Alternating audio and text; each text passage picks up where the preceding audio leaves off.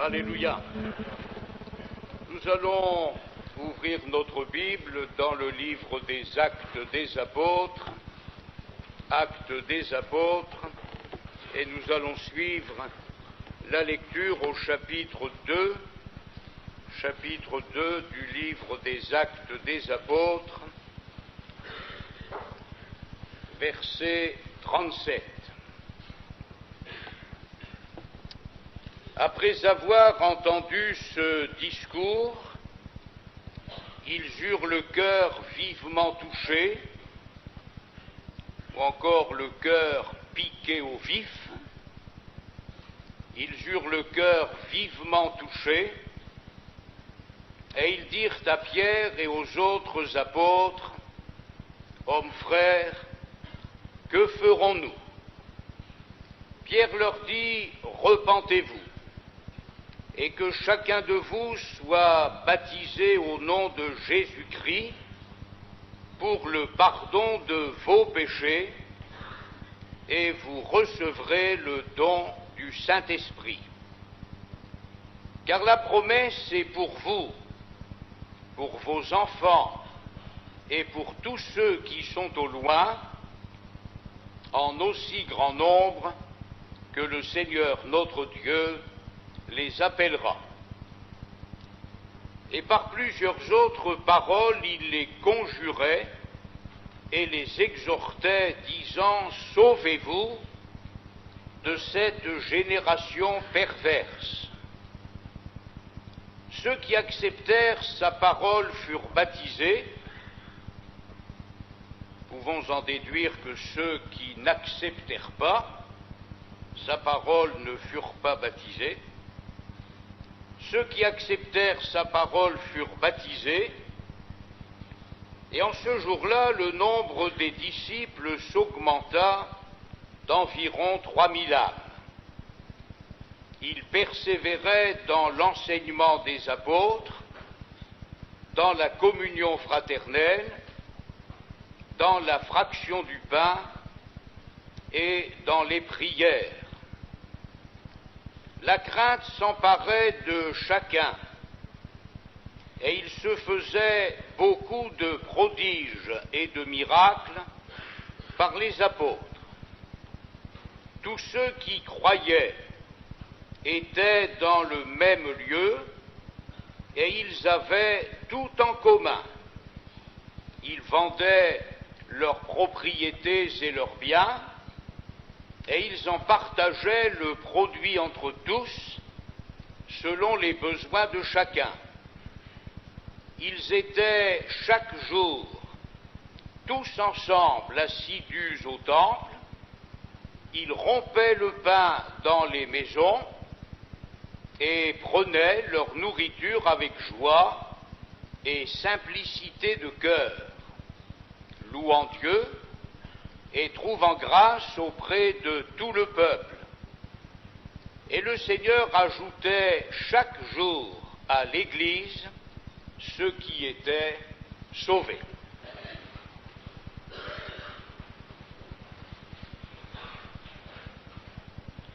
Nous avons déjà vu que le livre des Actes des Apôtres est au Nouveau Testament ce que le livre de la Genèse est à l'Ancien Testament. De même que dans le livre de la Genèse, Dieu nous parle simplement de la création de l'univers, de l'homme et de la femme, le livre des Actes des Apôtres nous parle de la naissance de l'Église de Jésus-Christ et de la vie des premiers chrétiens. Nous savons, en ce qui concerne le tabernacle, qui a été avant l'Église la demeure de Dieu sur la terre des hommes au sein du peuple d'Israël, que Dieu a dit à Moïse: « Tu auras soin de faire d'après le modèle qui t'a été montré sur la montagne. » C'est sur la montagne, dans la présence de Dieu, que Moïse a reçu les plans du tabernacle, et non seulement les plans, mais aussi le nom des matériaux qu'il devrait employer et leur nature, les reins, l'argent et l'or. Et à partir du moment où le tabernacle a été fait d'après le modèle qui était montré sur la montagne, l'Écriture nous dit que lorsque le tabernacle fut achevé, la gloire de Dieu le remplit. Il y a donc une condition qui nous est posée si nous voulons que la gloire de Dieu repose sur nous et en nous, c'est de faire d'après le modèle qui nous est montré dans les Écritures. Nous sommes tout à fait libres de ne tenir aucun compte de ce que nous dit le livre des Actes des Apôtres, mais dans ce cas-là, ne nous étonnons pas si les conséquences bénies que l'Église primitive a connues nous échappent.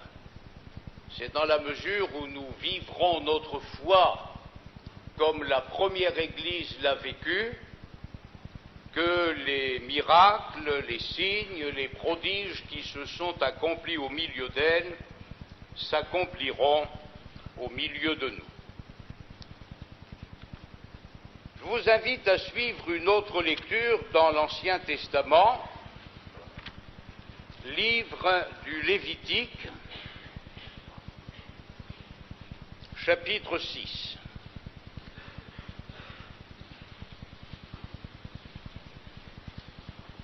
Lévitique, chapitre 6, verset 1er.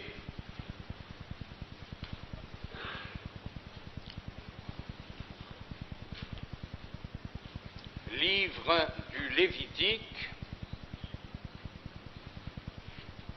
chapitre 6, verset 1er. L'Éternel parla à Moïse et dit: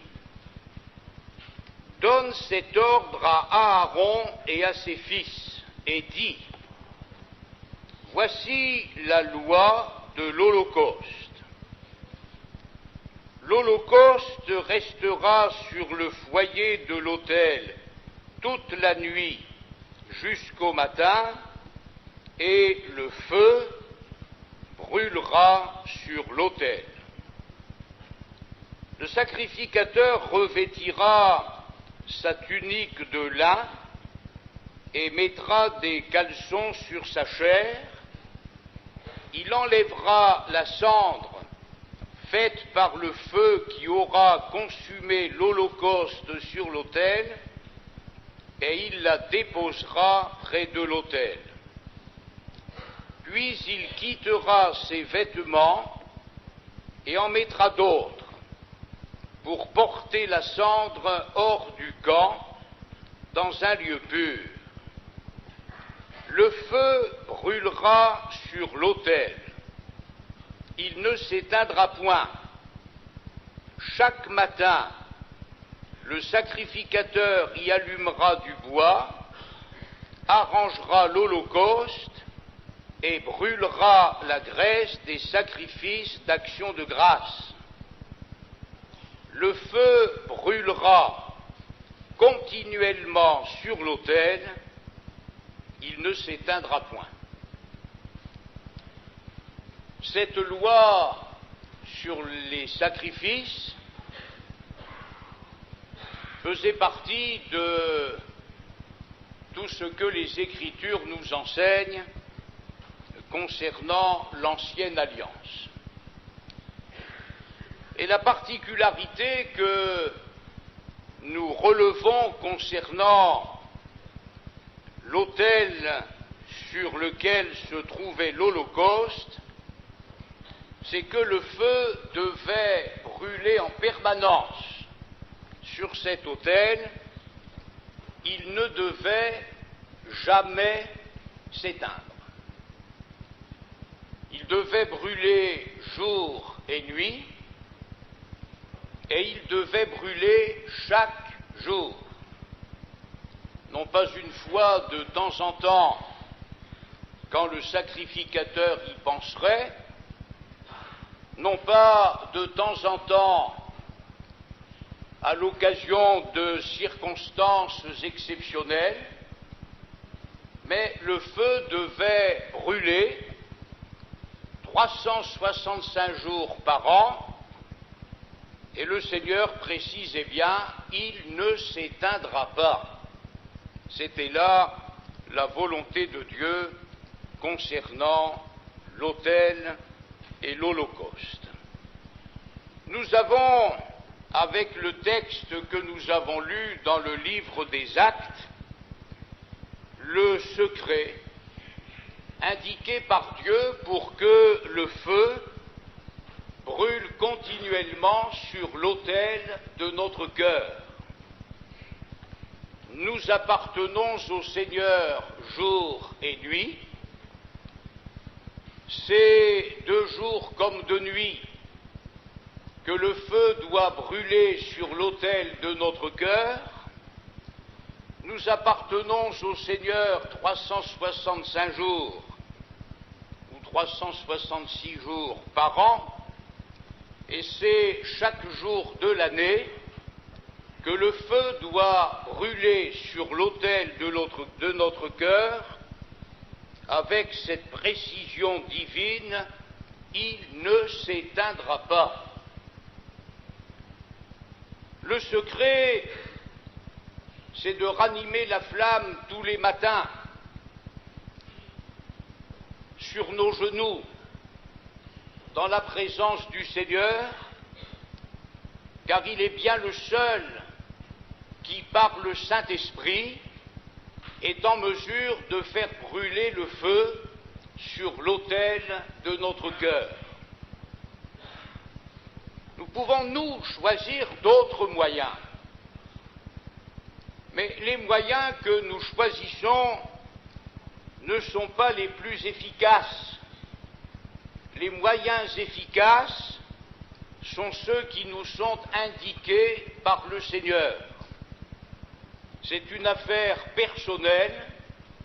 Chacun doit veiller à ce que le feu sacré brûle continuellement sur l'autel de son cœur. C'est à chacun de nous qu'il appartient de veiller à ce que le feu ne s'éteigne jamais. Nous passerons sur l'obéissance du baptême, non pas qu'elle soit sans importance.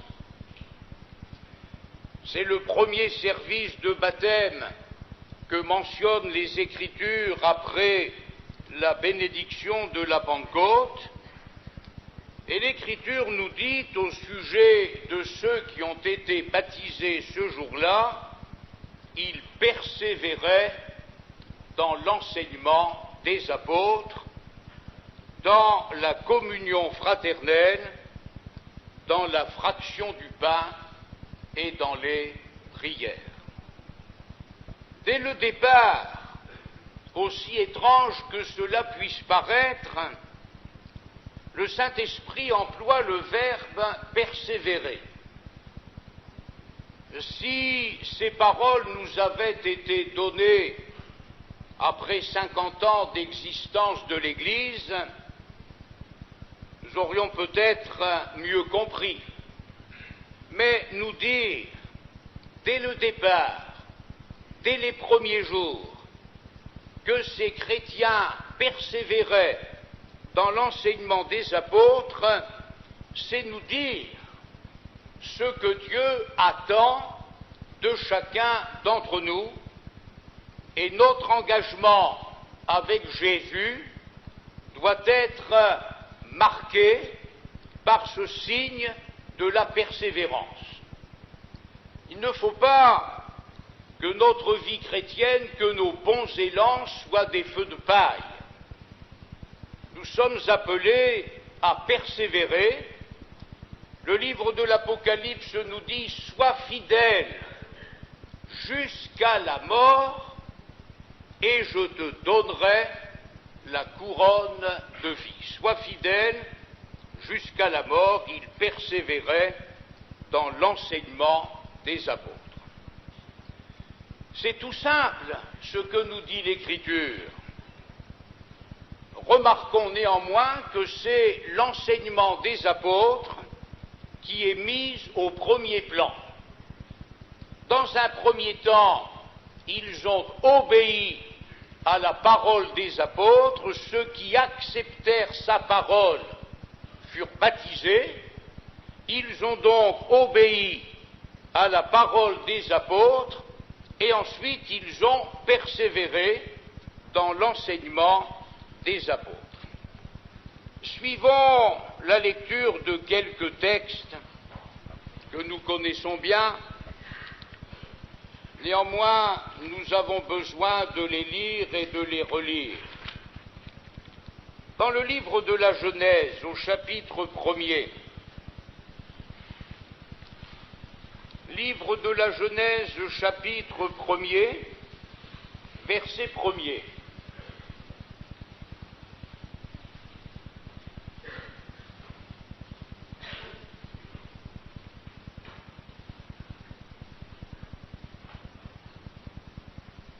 Au commencement, Dieu créa les cieux et la terre.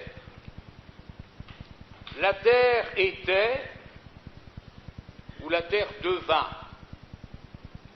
Le verbe est au même temps que celui qui est traduit par la femme de Lot, devint, une statue de cèdre. Dieu ne fait rien d'informe ni de vide. La terre devint informe et vide, il y avait des ténèbres à la surface de l'abîme, et l'Esprit de Dieu se mouvait au-dessus des eaux. Dieu dit que la lumière soit, et la lumière fut. Ce qui a permis à l'informe et au vide de prendre forme et d'être couvert par la gloire du Seigneur, c'est la parole de Dieu. Nous n'avons pas encore adopté le point de vue des athées, des évolutionnistes. Nous sommes toujours à la foi dans ce que déclare la parole de Dieu.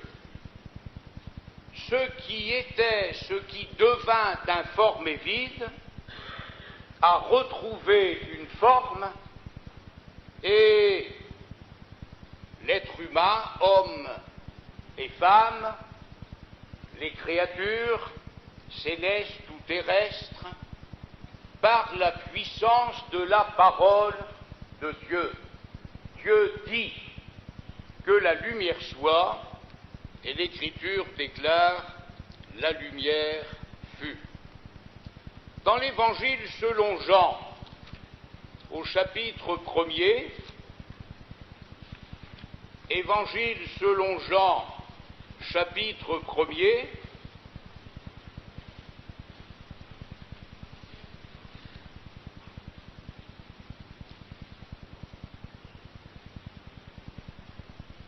donc bien longtemps après ce que Moïse a écrit dans la Genèse, au commencement était la parole, et la parole était avec Dieu, et la parole était Dieu.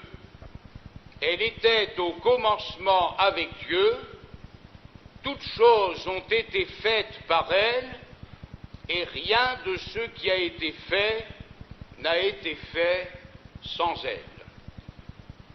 Encore un texte dans l'Épître aux Hébreux, au chapitre 11 de l'Épître aux Hébreux, Hébreux chapitre 11 verset 3,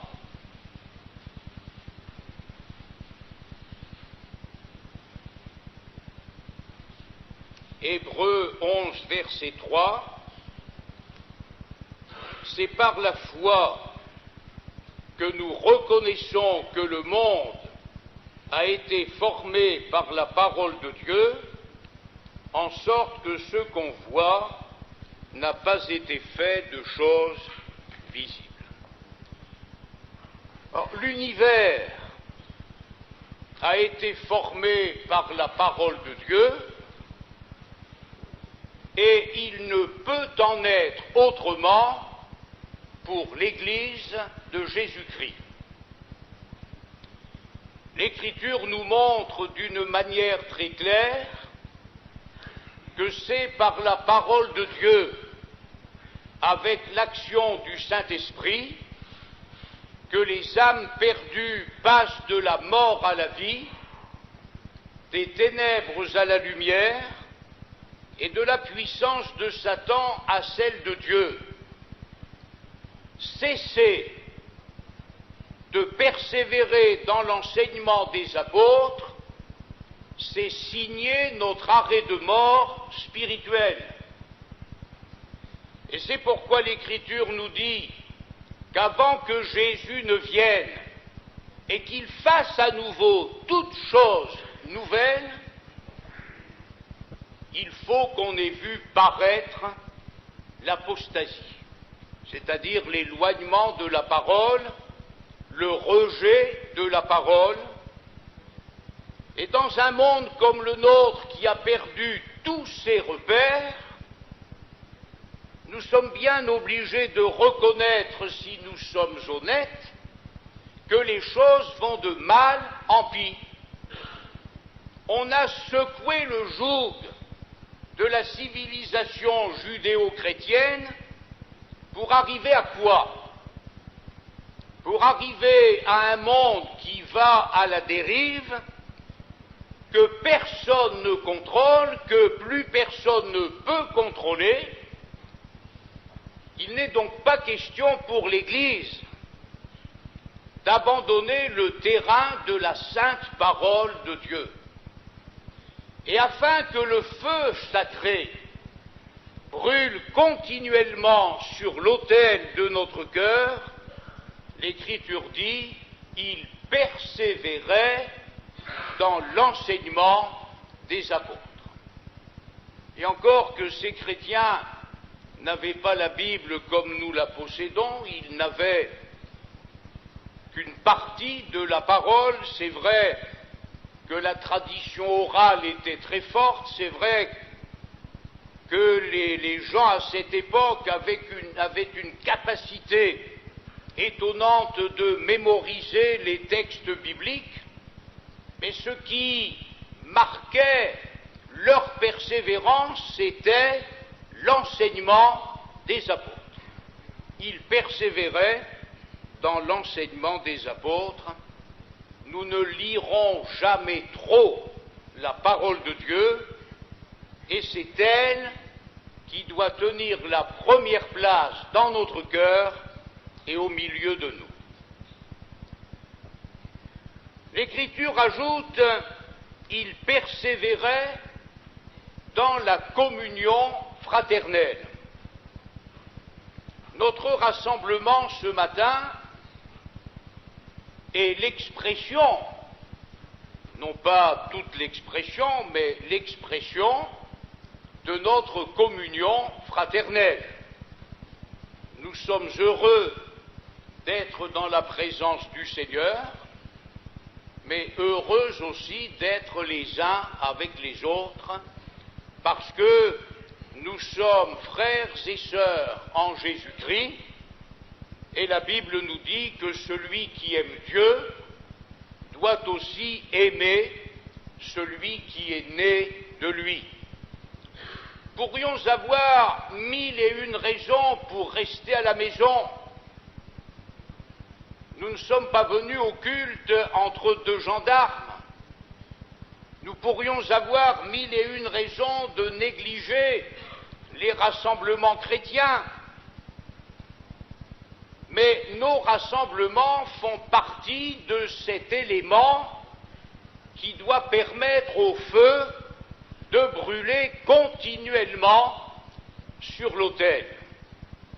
C'est aussi vrai de nos réunions du dimanche après-midi, de celles du mardi ou du vendredi, à chaque fois que nous pouvons nous retrouver dans la communion de nos frères et de nos sœurs, ne manquons pas la grâce qui nous est faite. David disait à Dieu, ou au sujet de Dieu, par ta grande miséricorde, je vais à ta maison. Et aussi longtemps que nous considérerons que notre présence ici est un effet de la grande miséricorde de Dieu, ça ira bien. Mais quand les réunions deviendront une corvée, alors là, c'est le feu rouge qui s'allume.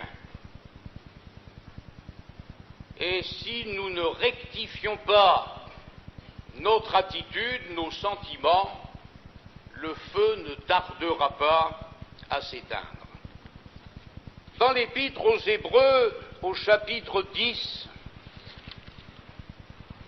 Hébreux chapitre 10, verset 25, c'est un texte que nous connaissons, mais que nous voulons relire. Hébreux chapitre 10, verset 25, « N'abandonnons pas notre assemblée, comme c'est la coutume de quelques-uns, ou comme quelques-uns en ont pris l'habitude, mais exhortons-nous réciproquement, et cela d'autant plus que vous voyez s'approcher le jour. » Et dans la même épître, Épître aux Hébreux chapitre 3, Épître aux Hébreux chapitre 3, verset 13, « Mais exhortez-vous les uns les autres chaque jour. Le feu brûlera continuellement sur l'autel. Il ne s'éteindra pas ni jour ni nuit. Exhortez-vous les uns les autres chaque jour, aussi longtemps qu'on peut dire aujourd'hui, afin qu'aucun de vous ne s'endurcisse par la séduction du péché. » Il y a donc une menace qui repose sur la vie de chacun d'entre nous, et à cause de cette menace qui consisterait à éteindre le feu sacré, la Bible dit « Exhortez-vous les uns les autres chaque jour, aussi longtemps qu'on peut dire aujourd'hui, afin qu'aucun de vous ne s'endurcisse par la séduction du péché. » Ne s'endurcisse. Vous savez, quand on prend de mauvaises habitudes, on finit par les trouver normales. Et c'est bien ce qui est dangereux, que nous trouvions normal ce qui ne l'est pas. Ils persévéraient dans l'enseignement des apôtres, ils persévéraient dans la communion fraternelle, et remarquons avec ce que l'auteur de l'Épître aux Hébreux nous dit, que le relâchement n'a pas tardé à apparaître dans l'Église de Jésus-Christ, puisqu'avant la fin du 1er siècle, il y avait dans la première Église des gens qui avaient pris l'habitude d'abandonner leur assemblée. N'abandonnons pas notre assemblée, dit l'Écriture, comme quelques-uns en ont pris l'habitude. Ils persévéraient dans la fraction du pain. Il s'agit bien sûr de la Sainte Seine, puisque l'Écriture parlera un peu plus loin des repas qu'ils prenaient ensemble avec joie et simplicité de cœur. Il s'agit donc ici de la Sainte Seine. Ils persévéraient dans la fraction du pain, et comme j'ai déjà eu l'occasion de le dire, attention que la Sainte Seine ne devienne pas une simple habitude. On s'habitue à prendre le pain et à boire le fruit de la vigne. Mais il y a, mes frères et sœurs, il y a un tel message dans la Sainte Seine. Non pas que le pain ne soit pas du pain, mais l'Écriture nous dit qu'il représente le corps du Seigneur Jésus. Ce corps qui a été livré pour nous. Ce corps dans les meurtrissures duquel nous avons la guérison. Le fruit de la vigne et le fruit de la vigne, mais il représente le sang de notre Seigneur Jésus.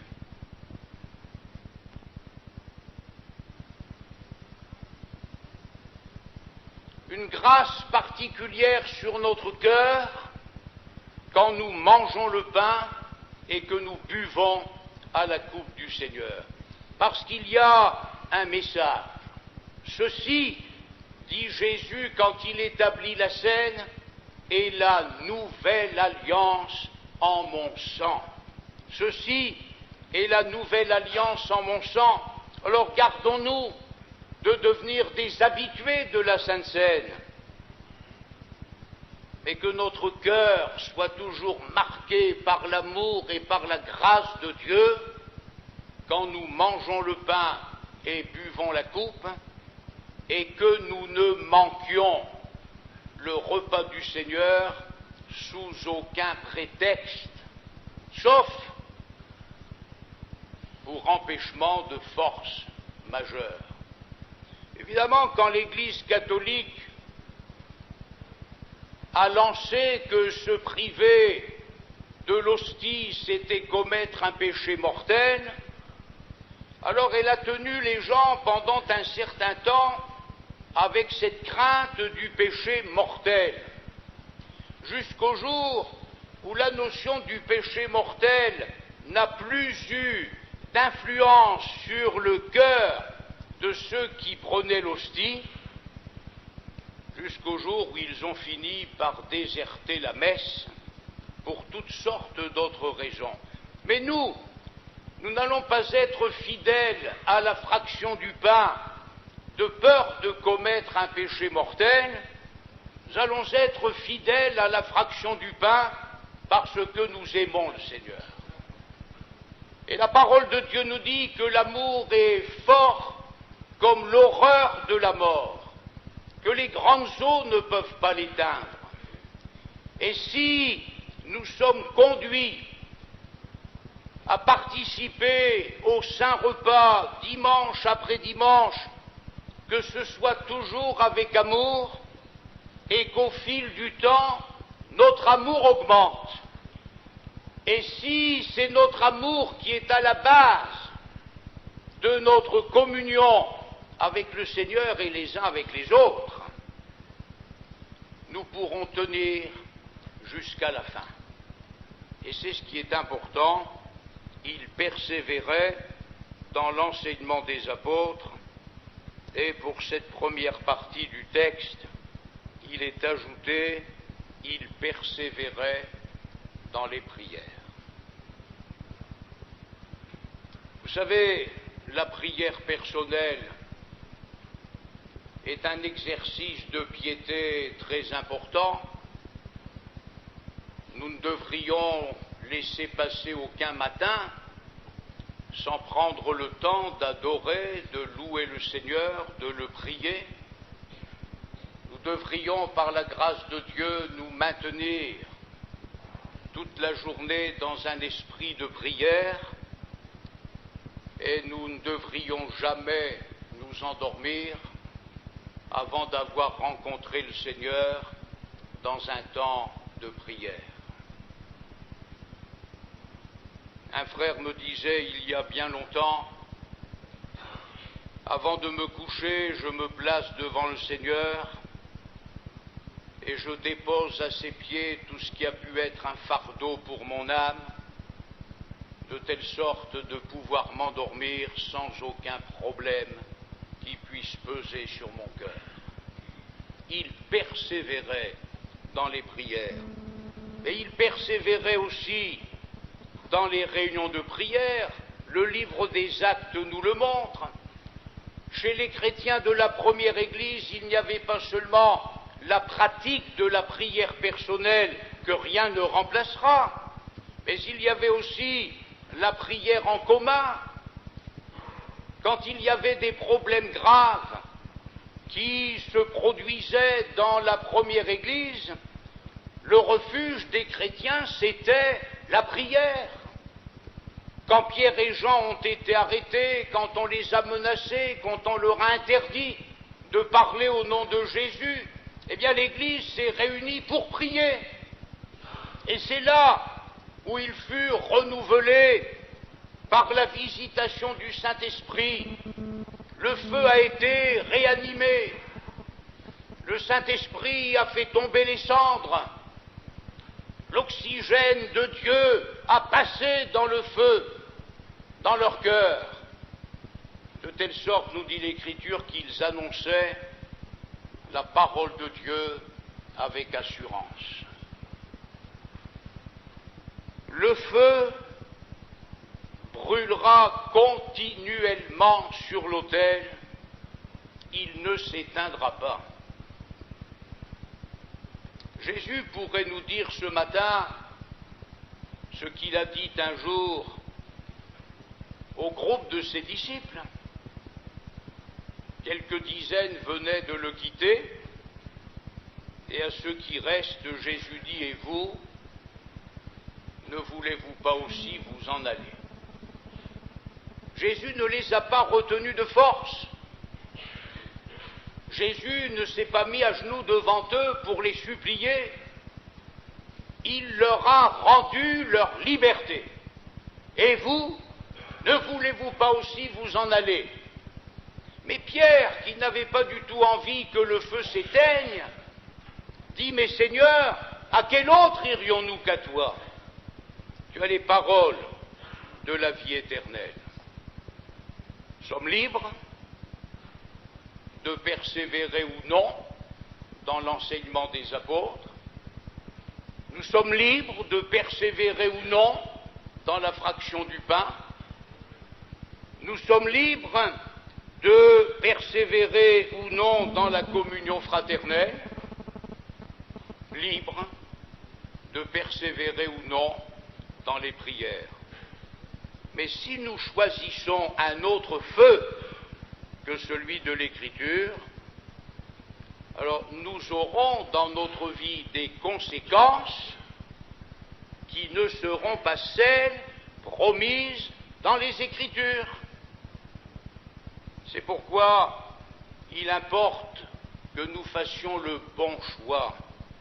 Jeunes ou plus âgés, hommes ou femmes, il importe que nous fassions le bon choix. Et le bon choix, quand on a accepté la parole de Dieu, obéi à la parole de Dieu en se faisant baptiser, c'est celui qui nous est indiqué dans l'Écriture: il persévérait dans l'enseignement des apôtres, dans la communion fraternelle, dans la fraction du pain et dans les prières. Ne soyons pas des auditeurs oublieux, ne nous contentons pas de lire la parole ou d'entendre la méditation de la parole, mais mettons-la en pratique, et nous verrons que si nous mettons ce combustible divin dans notre cœur, le feu sacré brûlera continuellement. Béni soit le Seigneur.